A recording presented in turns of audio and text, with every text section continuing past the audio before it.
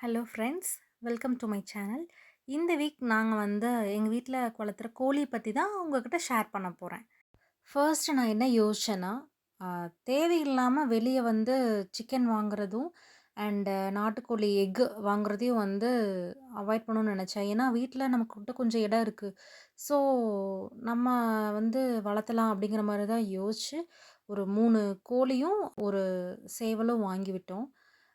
இப்போ பார்த்தா கோழிங்கலாம் எல்லாம் குஞ்சு பொரிச்சிருக்கு. ஸோ நாங்க இருக்கிற இடத்துல கொஞ்சம் அப்படியே வச்சு மெயின்டெயின் பண்ணிட்டுருக்கோம்.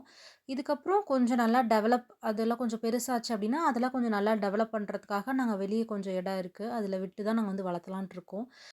கோழி வளர்த்துறதுல கஷ்டமே இல்லைங்க. ரொம்ப ஈஸி. அதுக்கு 2டே வேல தான். தண்ணி வைக்கணும், தீனி வைக்கணும். அவ்வளோதான் முடிஞ்சுது. அதுவும் மார்னிங் 1 டைம், ஈவினிங் 1 டைம் முடிஞ்சுது அவ்வளோதான். எந்த ஒரு ஊசியோ, மருந்தோ இல்லாம, ரொம்ப இயற்கையான முறையில வளர்த்தணும்னு நெனைக்கிறோம். அதுக்காக தான் கொஞ்சம் கொஞ்சமா ட்ரை பண்ணிட்டுருக்கோம். எல்லாமே ஸ்டார்ட் அப் தான் பண்ணிட்டுருக்கோம். நாங்க எங்க கோழிக்கு அரிசி மட்டும் தான் போட்டுட்டுருந்தோம். அதுக்கப்புறம் ரொம்ப பெருசாகுற மாரி எங்களுக்கு தெரியல. ஏன்னா, நாங்க கொஞ்சூண்டு இடத்துல வச்சு வளர்த்துறதுனால, எங்களுக்கு ரொம்ப பெருசா வளர்ற மாரி தெரியல. ஸோ, அதுக்காக நாங்க சர்ச் பண்ணி எல்லாத்துட்டயும் கேட்டு, கொஞ்சம் அதுக்குன்னு கண்டிப்பா தீவனம் போடணும் அப்படிங்கிற மாரி சொல்லியிருந்தாங்க. அது என்ன அப்படின்னா, மக்காச்சோளம், சோளம், அப்புறம் அரிசி குருணை, கடலை புண்ணாக்கு, சூரியகாந்தி புண்ணாக்கு, கருவாட்டு தூளு, அரிசி தவிடு, இது எல்லாமே என்னன்னா ஒரு 100 கிலோவுக்கு குடுக்குற மாரி போட்டிருக்காங்க.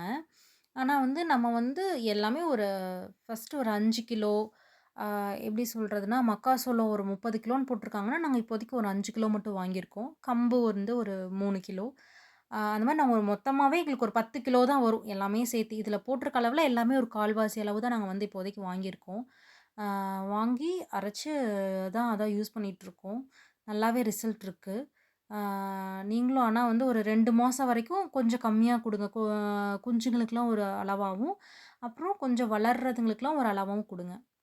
நீங்க மாட்டுக்கெல்லாம் தீவனம் வாங்குவீங்கள்ல, அந்த கடையில கேட்டாவே இது எல்லாமே கிடைக்கும். அவிங்களே மேக்ஸிமம் அளவெல்லாம் சொல்லிருவாங்க. அது கூட பார்த்தீங்கன்னா, இப்ப தாதுப்பு கலவை, அது கொஞ்சம் மிக்ஸ் பண்ணிக்கலாம். அப்புறம் விட்டமின் கலவை, நுண்தாதுப்பு இது எல்லாமே கொஞ்சம் சேர்த்து குடுக்கும்போது கொஞ்சம் நல்லா வளரும். கோழிங்க, குஞ்சுங்க எல்லாமே கொஞ்சம் நல்லா வளரும். அதுக்காக தான் குடுப்போம். அண்ட் இத விட நம்ம என்னன்னா, வீட்லயே பக்கத்துல அகத்திக்கீரை இருந்துச்சுன்னா, அந்த அகத்திக்கீரைய கோழிங்களுக்கு குடுக்கலாம்.